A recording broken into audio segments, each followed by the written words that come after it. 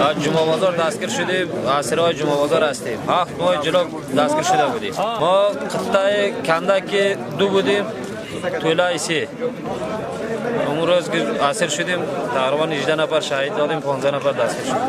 نام محمد ولایت دکنال ولسوالی معلومه به دولت آباد کسی سرباز کماندو. بس نمو خوشحالی از قاضی شده میرن دخانه نفر میره دخانه خوشحالی دیگه. این اشخاصی را که در اطراف ما مردم میبینین در همه صف قطار که کسانی را میبینین اینها همه اردو ملی یا پلیس ملی یا کماندو یا قطعه ضربتی، خلاصه همه مربوط اداره کابل بودن و چند مدت در محبس‌های ما مردم بودن، در جنگ ها و یا با یک راپور خاص مخصوص گرفتار شده بودن.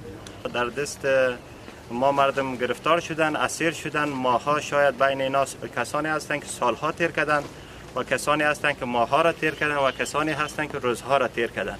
هیچ نوع دشمنی ما با اینها نداشتیم و نه از این بعد خواهیم داشت.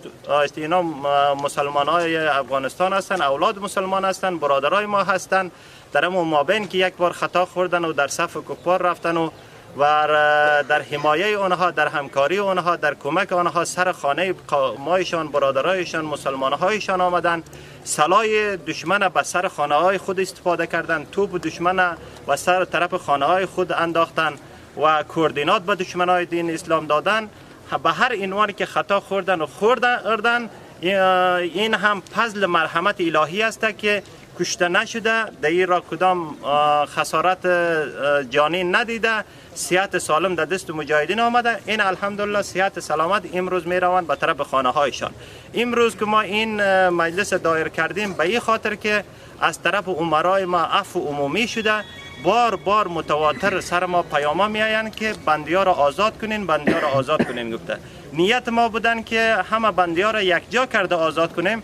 یکی ده بندیا هستن که در 12 نفر در شاخ ماندن، اونا نرسیدن، اونا را سبا اعلام میکنیم. اینا 70-80 نفری که پیلن میبینین، اینها را پیلن همه ایشان را رخصت میدیم، سپرایشان هم میتیم.